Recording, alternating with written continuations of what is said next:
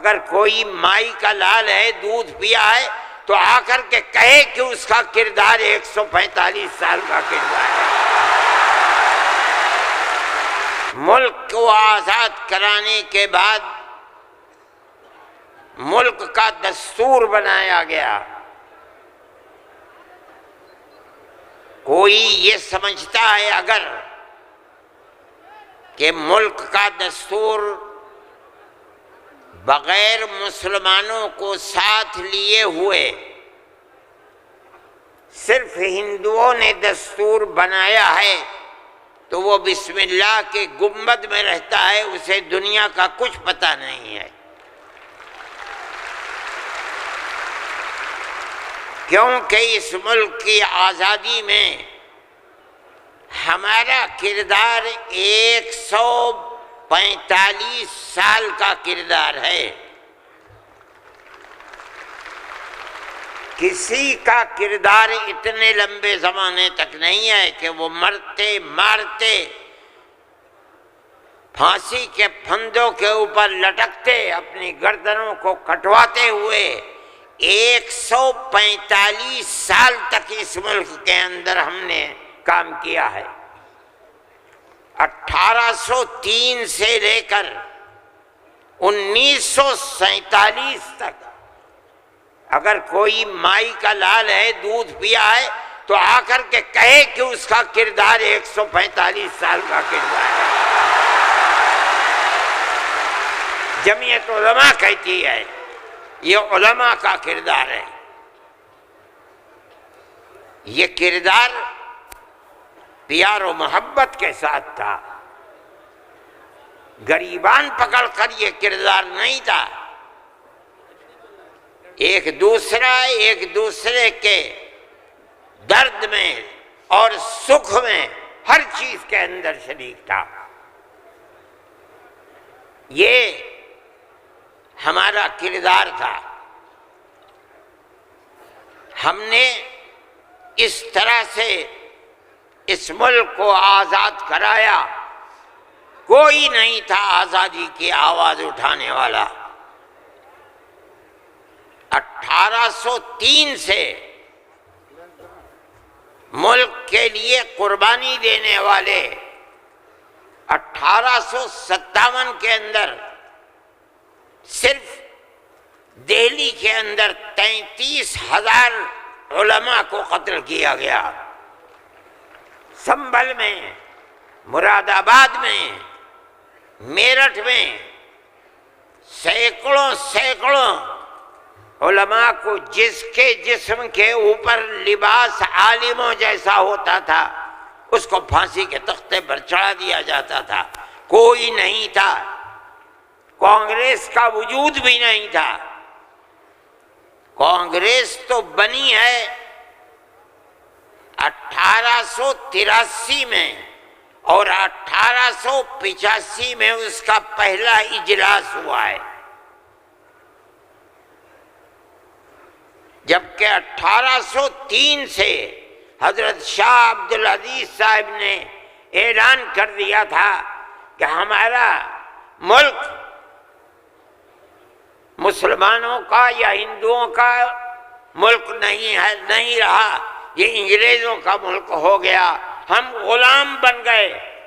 اب غلامی کی زنجیروں کا توڑنا اور جہاد کرنا ہر ایک کا فرض ہے، اور اس کے بعد جہاد پر لگ گئے۔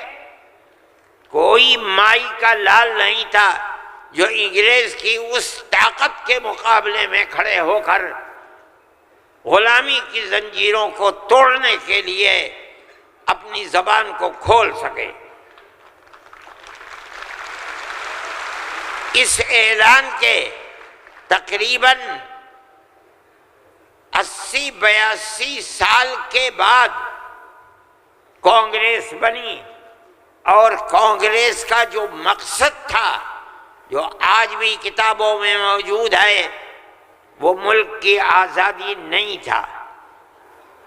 مقصد تھا کہ جو دو جہاد ہوئے ہیں 1832 اور 1857 میں، اس کی وجہ سے جو ملکہ برطانیہ اور ہندوستان کے بسنے والوں کے درمیان دوری ہو گئی ہے، اس دوری کو دور کیا جائے اور حالات کو صحیح کیا جائے۔ علماء کا یہ نظریہ نہیں تھا۔ علماء کہتے تھے ملک غلام ہو گیا، غلامی کی زنجیروں کو توڑو، انگریز کو بھگاؤ، ملک کو آزاد کراؤ۔ یہ تو حالات تھے جس کے اندر مسلمان داخل ہوئے کانگریس میں، موجود ہیں۔ ایک شخص نے حضرت گنگوئی رحمت اللہ علیہ جو ہمارے بزرگ ہیں، دارالعلوم کو کی بنیاد رکھنے والے ہیں، سن 1857 کے اندر جیل میں بند ہو گئے تھے۔ یہ سمجھتے تھے کہ قتل کر دیا جائے گا بغاوت کے الزام میں، لیکن چھوٹ گئے۔ ان سے پوچھا کہ ایک جماعت بنی ہے جس کے بنیادی کردار ہندو بنا رہے ہیں، کیا مسلمانوں کے لیے اس میں شریک ہونا جائز ہے؟ حضرت نے فتویٰ دیا جس طرح ایک ہندو اور ایک مسلمان کاروبار اور بزنس میں شریک ہو سکتا ہے، تو اسی طرح کانگریس کے ساتھ مسلمان شریک ہو سکتا ہے، بشرطے کہ اپنے دین کا نقصان نہ ہو۔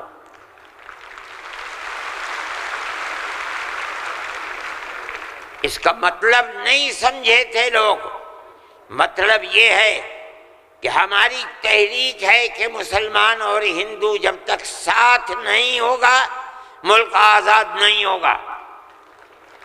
تم اس کے اندر گھسو اور اتنی طاقت پیدا کرو اپنی گھس کر کہ کانگریس کو مجبور کر دو کہ وہ اپنا نقطہ نظر بدل کر ملک کی آزادی کے لیے جد و جہد کرے۔ چنانچہ کانگریس نے اپنا نقطہ نظر بدلا، ملک کی آزادی کو اپنا نقطہ نظر بنایا، اور پھر اس کے بعد ہندو اور مسلمانوں نے شریک ہو کر ایک دوسرے کے ساتھ چل کر ملک کی آزادی کے لیے آواز اٹھائی، قربانیاں دی ہیں، اور انہی قربانیوں کے نتیجے کے اندر ملک آزاد ہوا۔ میرے بھائی اس بات کو سمجھیے، جیسے جیسے ملک کی آزادی قریب ہوتی جاتی تھی، جمعیت علماء ہند بار بار کانگریس سے کہتی تھی کہ ہم نے تمہارا ساتھ دیا ہے، آج ہم تمہارے ساتھ کھڑے ہیں، ہمیں یہ بتاؤ کہ ملک کی آزادی کے بعد ملک کا دستور کیا رہے گا، کیا سیکولر دستور ہوگا یا مذہبی حکومت ہوگی؟ اگر سیکولر دستور ہوتا ہے ہم تمہارے ساتھ ہیں، اور اگر سیکولر دستور نہیں ہوتا تو ملک کی آزادی میں ہم تمہارے ساتھ نہیں ہیں۔ بار بار ہمارے پاس کانگریس ورکنگ کمیٹی کی تجاویز موجود ہیں۔ کانگریس بار بار عہد کرتی ہے کہ ملک آزاد ہوگا تو ملک کا دستور سیکولر دستور ہوگا، ہر اقلیت کو اپنے مذہب کے اوپر آزادی سے چلنے کا اختیار ہوگا۔ چنانچہ ملک آزاد ہو گیا۔ اب ملک کی آزادی کے بعد ایک طبقہ اٹھا جس نے یہ کہا کہ کھیر مل گئی ہے، اب اسے کھانے کا وقت آ گیا ہے۔ انہوں نے کہا کہ ملک کی دستور ہندو دستور بنے گا، سیکولر دستور نہیں بنے گا۔ جمعیت علماء کے لوگ تھے، مولانا ابوالکلام آزاد تھے جو جمعیت علماء کی ورکنگ کمیٹی کے ممبر تھے، مولانا مدنی تھے، مفتی اعظم مفتی کفایت اللہ تھے، مولانا حفظ الرحمن سوہروی تھے، اور ان کے پیچھے لاکھوں آدمی تھے۔ انہوں نے کہا جو ہم سے وعدے کیے ہیں ان وعدوں کو پورا کرو۔ اگر ملک کی تقسیم ہوئی ہے اور مسلمانوں کو ایک حصہ دے دیا، تم نے دیا ہے دستخط ملک کی تقسیم پر، تم نے کیے ہیں، ہم نے جوتے کھائے ہیں، ہمارے گلوں کے اندر جوتوں کے ہار پڑے ہیں، مگر ہم نے ملک کی تقسیم کو منظور نہیں کیا۔ ہم سے جو وعدہ کیا تھا اس وعدے کو پورا کرو۔ جو دستور کے اندر دفعات ہیں کہ ہر اقلیت کو اپنے مذہب پر چلنے کا حق ہے، یہ دفعات جمعیت علماء کی دی ہوئی دفعات ہیں، مولانا ابوالکلام آزاد کی دی ہوئی دفعات ہیں، مولانا مدنی کی دی ہوئی دفعات ہیں، مفتی کفایت اللہ کی رکھی ہوئی دفعات ہیں، جن دفعات کی بنیاد پر ہر اقلیت ملک کے اندر ملک وہ حصہ سمجھتی ہے جو حصہ کوئی اکثریت کا فرض سمجھتا ہے۔ یہ جمعیت علماء کی تاریخ ہے۔ ہم اپنے مذہبی اعتبار سے دستور کو ہاتھ میں لے کر کہہ سکتے ہیں کہ ہمیں اپنے مذہب پر چلنا اور مذہب کو اختیار کرنے کا حق ہے، اس دستور کے اندر ہے۔ نعرہ تکبیر! میرے بھائی، نعرہ تکبیر! میرے بھائی، میرے پاس واٹس ایپ نہیں ہے، میں یہ لغو کام نہیں کرتا، نہ مجھے فرصت ملتی ہے کہ میں دیکھتا ہوں ہر وقت واٹس ایپ کو۔ مجھے آج صبح ایک صاحب نے دکھلایا کہ کل مودی جی نے، وہ بڑے آدمی ہیں، میرے ملک کے وزیر اعظم ہیں، انہوں نے تقریر کی ہے اور اس کے اندر یہ فرمایا ہے کہ وقف، ہندوستان کے دستور کے اندر وقف کوئی چیز نہیں ہے۔ مجھے حیرت ہوئی کہ ایک ملک کا وزیر اعظم اور ہندوستان جیسا وزیر اعظم یہ بات کہہ رہا ہے۔ میں کہتا ہوں کہ وقف قرآن کا فیصلہ ہے، اللہ کے نبی حضرت محمد کا فیصلہ ہے، ہمارے دین کا جز ہے۔ وقف کا لفظ نہیں آیا، لیکن یہ بات آ گئی 25 اور 26 دفعات کے اندر کہ اس ملک میں ہر اقلیت کو اپنے مذہب کو پکڑنے، اپنے مذہب کو چلنے کا اختیار ہے۔ کیا مطلب یہ ہے کل کو آپ کھڑے ہو کر کہہ دیں کہ نماز کا ذکر دستور کے اندر نہیں ہے، حج کا نام دستور کے اندر نہیں ہے، زکوٰۃ کا نام دستور کے اندر نہیں ہے، رمضان کے روزوں کا نام دستور کے اندر نہیں ہے، اس لیے ہر چیز کو مٹا دیا جائے۔ یہ کیا چیز ہے؟ دستور مجموعی طور پر دستور نے کہہ دیا کہ مسلمان ایک اقلیت ہے اور ہر اقلیت کو اپنے مذہب پر چلنے کا اختیار ہے۔ مذہب کی ہر چیز اس ایک دفعے کے اندر آ گئی۔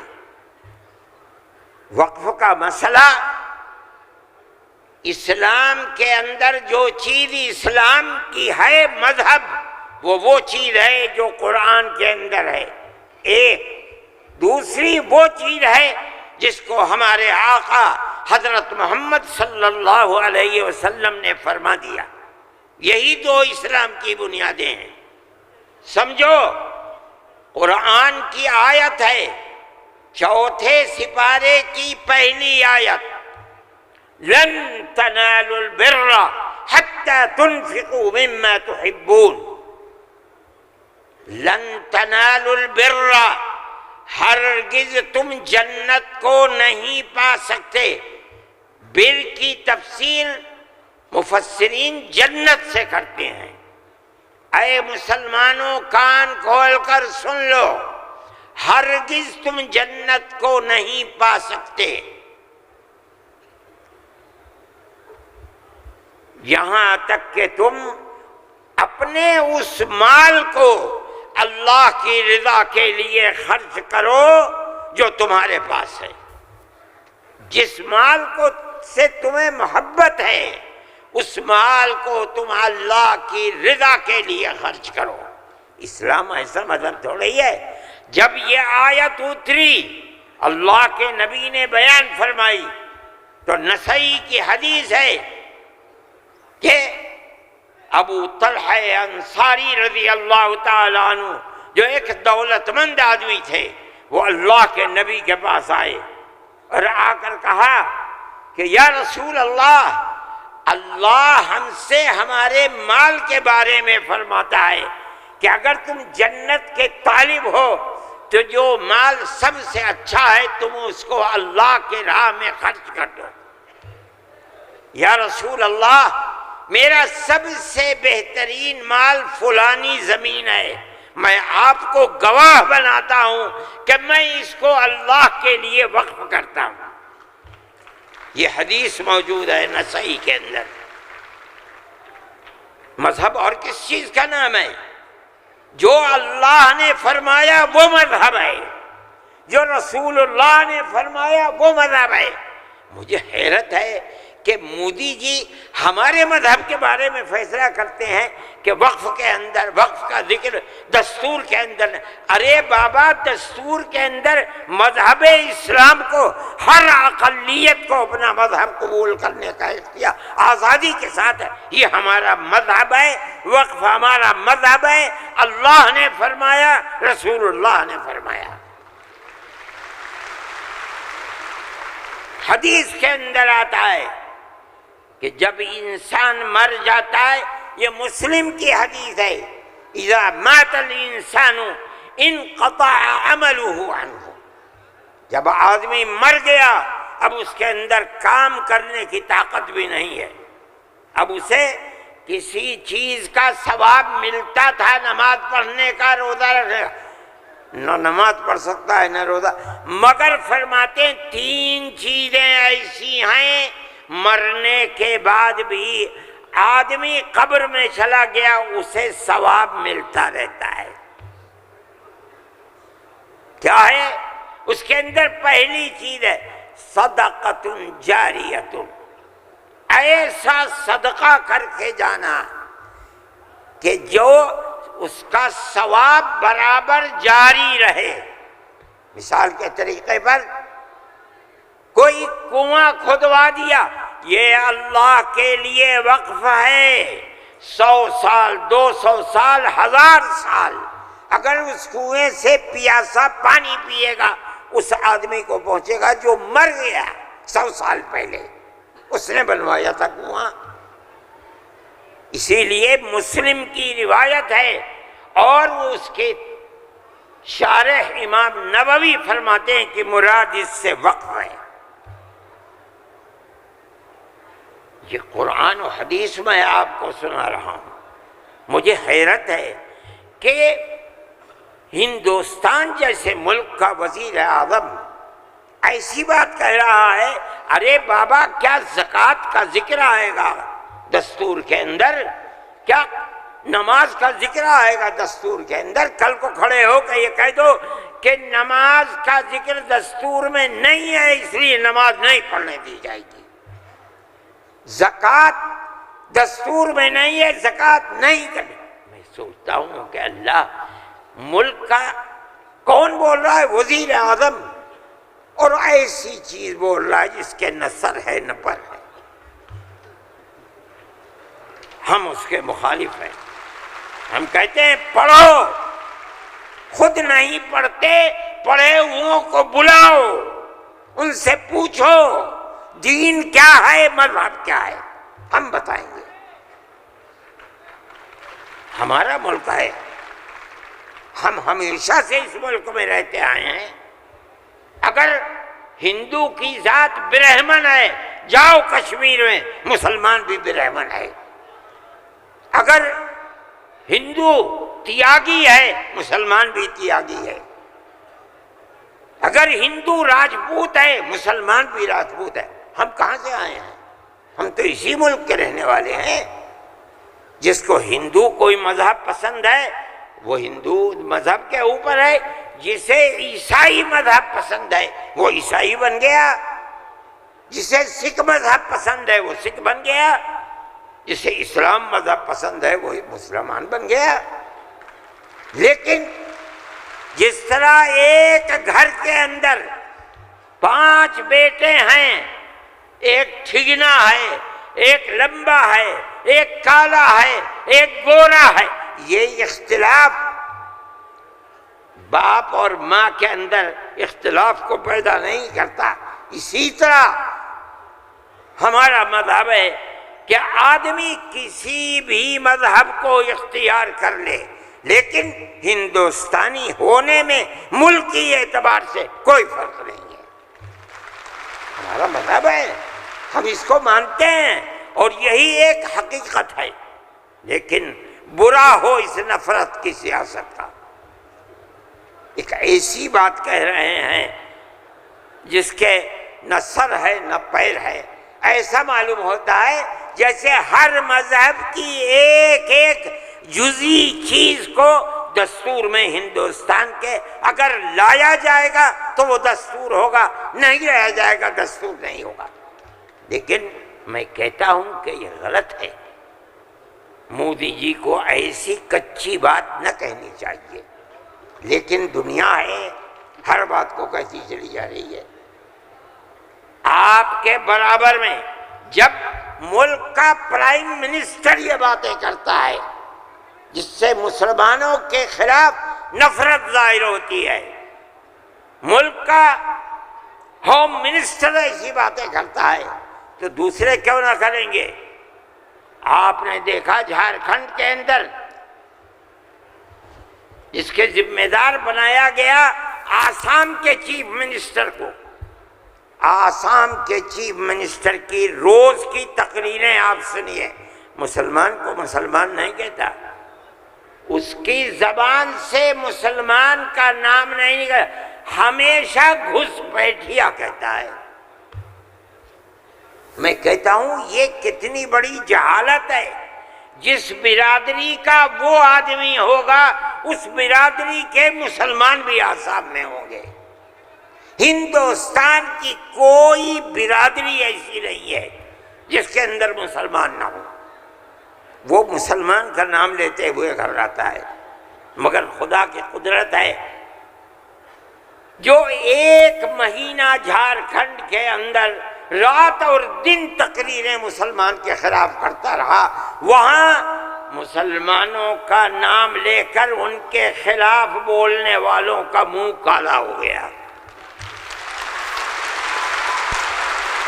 نعرہ تکبیر، جمعیت علماء ہند، مولانا ارشد مدنی۔ اس کا مطلب کیا ہے؟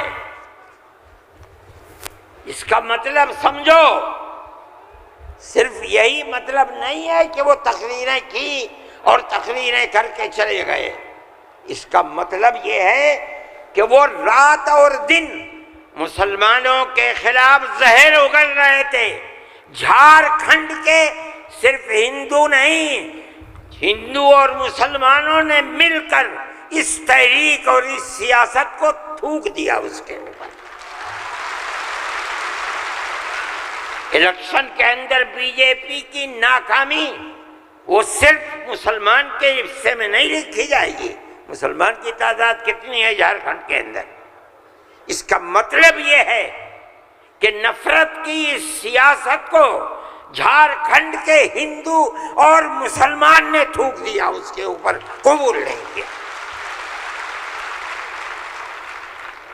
وہ آدمی جو بولتا تھا وہ اپنے صوبے کے اندر بھی جب زبان سے کوئی بات نکلتی تھی مسلمان کے خلاف آگ ہی اگلتا تھا۔ دیکھو ساری ہندوستان کے اندر ہندوستانی ہونے کے لیے یہ بنیاد ہے کہ جو سب سے پہلی مردم شماری تھی سن 1951 کی، جس کا نام اس مردم شماری میں ہے وہ اور اس کی اولاد ہندوستانی ہے۔ یہ ملک کے اندر ایک قانون بنا ہوا ہے، لیکن کانگریس، بی جے پی اور جو علاقائی پارٹیاں آسام کی ہیں، سب نے مل کر جب مشرقی پاکستان کو مغربی پاکستان سے الگ کیا گیا اور ہندوستان کی طاقت نے کیا، اندرا جی کے زمانے کے اندر بہت سے لوگ ہندوستان، بمباری ہو رہی تھی، بھاگ گئے پاکستان، اور پاکستان کے بہت لوگ بھاگ گئے ادھر۔ اب کیسے کہا جائے کہ ہندوستانی پاکستانی کون کون ہے؟ تو سب نے مل کر پارلیمنٹ نے قانون بنایا کہ 1971 کے بعد جو آیا ہے وہ ہندوستانی نہیں ہے، آسام میں 1971 کی مردم شماری میں جس کا نام ہے وہ آسامی ہے، اور اس کے بعد جو آیا ہے وہ آسامی نہیں ہے۔ یہ قانون بنا دیا، قانون بن گیا۔ اب یہ حلق سے نیچے چیف منسٹر صاحب کے نہیں اتری، انہوں نے کہا کہ نہیں، سارے ملک کا دستور ایک ہونا چاہیے۔ ارے بابا، کانگریس کا زمانہ تھا، کانگریس نے پارلیمنٹ کے اندر یہ اصول بنایا، اس کے اوپر بی جے پی کے بھی دستخط ہیں، علاقائی پارٹیوں کو بھی دستخط ہیں، ہم نہیں جانتے کچھ۔ اور تقریر جیسے یہاں کر رہے تھے ویسے ہی روز تقریر وہاں کرتے تھے۔ 71 نہیں 51 بنے گا، 71 نہیں 51۔ کیوں؟ اگر 51 کو بنا دیا گیا تو کم از کم 80-90 لاکھ مسلمان اجڑ جائے گا، برباد ہو جائے گا۔ وہ یہ چاہتے تھے کہ مسلمان کو برباد کر دو۔ آسام میں جمعیت علماء وہ جماعت تھی، ہم گئے سپریم کورٹ میں، ہم نے کہا کہ جب اس زمانے کی حکومتیں متحد ہیں یہ کیسے ہو سکتا ہے؟ یہ اللہ کا احسان اور کرم ہے کہ سپریم کورٹ نے وہ فیصلہ کیا جو حق فیصلہ تھا، اور اس نے کہہ دیا کہ نہیں، آسام کے لیے سن 71 ہی رہے گا۔ تمام پارٹیوں نے اس کو قبول کیا ہے۔ اب زمانہ خراب ہو گیا، دل دکھنے لگا، وہ جو وہاں دل کے اندر مسلمانوں کے خلاف آگ تھی وہ جھارکھنڈ میں لا کر کے اگلی ہے۔ اللہ نے یہاں بھی منہ کالا کر دیا۔ میرے بھائی، جمعیت علماء کا یہ کام ہے۔ ہم نے اس سے پہلے ایک اور مقدمہ آسام کے سلسلے میں لڑا تھا۔ جب لڑکی اپنے شوہر کے ساتھ کسی دوسرے شہر میں پہنچی، یہ لڑکی کہاں سے آئی؟ جو وہاں کا پردھان تھا وہ سرٹیفکیٹ دیتا تھا کہ یہ لڑکی فلاں کی ہے، باپ اس کا فلاں جگہ ہے، لڑکی یہاں رہتی ہے۔ اسی سرٹیفکیٹ کی بنیاد پر اسے آسامی کہا جاتا تھا۔ اس طرح کی لڑکیاں ہندوؤں میں 24 لاکھ اور مسلمانوں کے اندر 27 لاکھ تھی۔ وہاں کی فرقہ پرست طاقت کہتی تھی کہ یہ پردھان کا سرٹیفکیٹ کوئی معنی نہیں رکھتا۔ تنہا جمعیت علماء کی، ہم گئے سپریم کورٹ میں، اور جو بڑے سے بڑا وکیل جو ایک ایک پیشی میں 15 لاکھ روپیہ لیتا تھا، اور اتفاق سے جو چیف جسٹس تھا وہ بھی آسامی ہی کا تھا سپریم کورٹ کا۔ مجھے تو بہت خطرہ تھا، ان کا ہوگا کیا؟ 47 لاکھ عورتیں ہیں اور ان کے بچے اگر لگا لو 1.5 کروڑ، یہ کہاں جا کے بھیک مانگیں گے؟ نہ کوئی مکان خرید سکتے ہیں، نہ جائیداد خرید سکتے ہیں، نہ ان کے بچے پڑھ سکتے ہیں، یہ کیا کریں گے؟ اللہ کی قدرت کا کرشمہ ہے کہ اس کے اندر بھی جمعیت علماء کو ایسی کامیابی ہوئی کہ مسئلہ ختم ہو گیا۔ 47 لاکھ ہندو مسلمان جینے کا حق انہیں مل گیا۔ ایک چیز ہے، جمعیت علماء ہندو مسلم کی بات نہیں کرتی، ہمیں اس سے کوئی مطلب نہیں۔ جمعیت ہم علماء یہ ہند کہتے ہیں مولانا ارشد مدنی نعرہ تکبیر، مولانا ارشد مدنی قدم بڑھاؤ، جمعیت علماء ہند۔ ہم یہ کہتے ہیں کہ ہم ہر ایک کے لیے کام کرتے ہیں۔ جمعیت علماء کا یہ کردار ہے۔ ابھی آپ کے سامنے بلڈوزر کی تحریک آئی،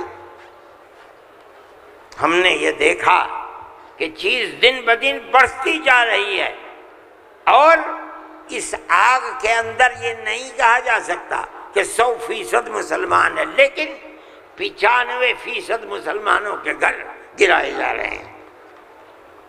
سارے ہندوستان میں جمعیت علماء ہند سپریم کورٹ میں گئی، اور ہم نے جا کر کے یہ بات رکھی، تحریک چلتی رہی، ہم نے یہ بات کہی کہ یہ کیسے ہو سکتا ہے جس گھر کو ماں باپ نے بنایا، اس گھر کے اندر ایک لڑکے نے کوئی کام ایسا کر دیا کہ جو کام گورنمنٹ کے خلاف ہے، آپ کی سیاست کے خلاف ہے، آپ اس مکان کو بلڈوزر چلا کر گرا دیں، وہ ماں باپ کہاں جائیں گے بوڑھے؟ اس کی بیوی بچے کہاں جائیں گے؟ اس کی بہن بھائی کہاں جائیں گی؟ اس کی اولاد کہاں جائے گی؟ بھئی آپ اس کو پکڑ کر کے جیل میں ڈالیے، یہ اپنی زندگی کو صاف دکھلانے کے لیے مقدمہ لڑے گا، آپ اس کے گھر کو کیسے گرا سکتے ہیں؟ مگر یہ بات کسی کی سمجھ میں نہیں آتی تھی۔ ہم اللہ کا شکر ادا کرتے ہیں کہ ہماری اس آواز کو اللہ نے قبول فرمایا، اور اس طرح قبول فرمایا کہ اب کون مائی کا لال ہے، ذرا گھر کا توڑ کے تو دکھ رہا ہے۔ نعرہ تکبیر، جمعیت علماء ہند، مولانا ارشد مدنی۔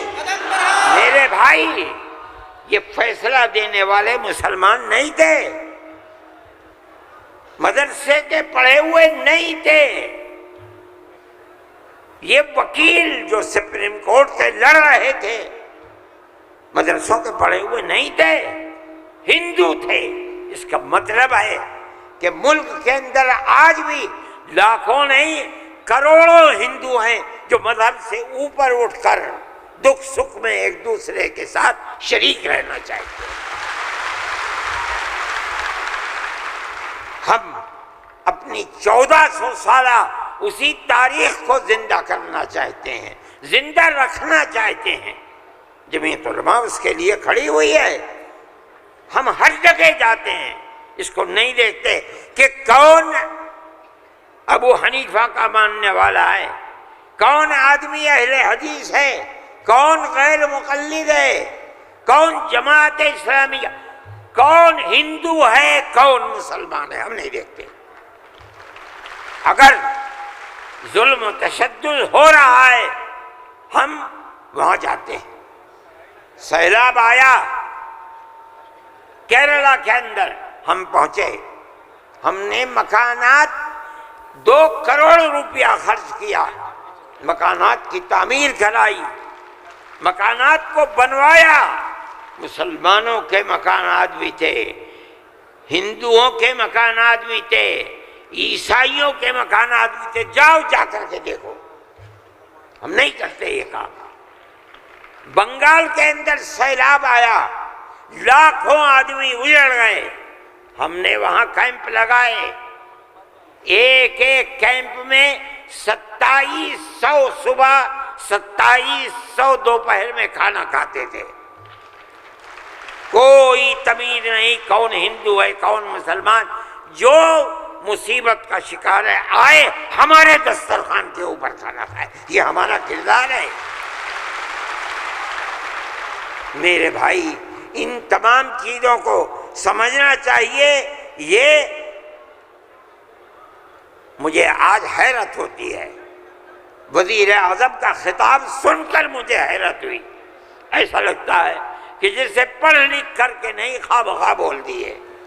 چیف منسٹر کے خطاب کو آج میں نے سنا. میں نہیں سنتا ہوں زیادہ، مجھے فرصت ہی نہیں ملتی پڑھنے پڑھانے سے، میں کہاں سے سنوں گا.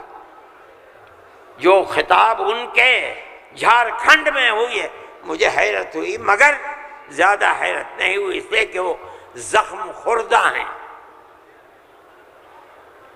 سپریم کورٹ کے فیصلے نے ان کے مزاج کے اندر گڑبڑی پیدا کر دی ہے، اس لیے وہ ایسی بات کہتے ہیں. سب لوگ اسی ملک کے رہنے والے ہیں. جو اس ملک کا ہے اس کو مکمل اختیار ہے. دستور ہماری بنیاد ہے، ہم اس دستور کو زندہ رکھنا چاہتے ہیں. اگر کوئی اس دستور کے خلاف جائے گا، ہم کورٹ میں گئے، بار بار گئے، ہمیں سپریم کورٹ سے پورا حق ملا ہے. ہم اللہ کا شکر ادا کرتے ہیں. ہمیں حق دینے والے مسلمان نہیں ہیں. 100% سپریم کورٹ کے جج جہاں ہمارے فیصلے گئے وہ ہندو تھے، ہندوؤں نے فیصلے کیے ہیں.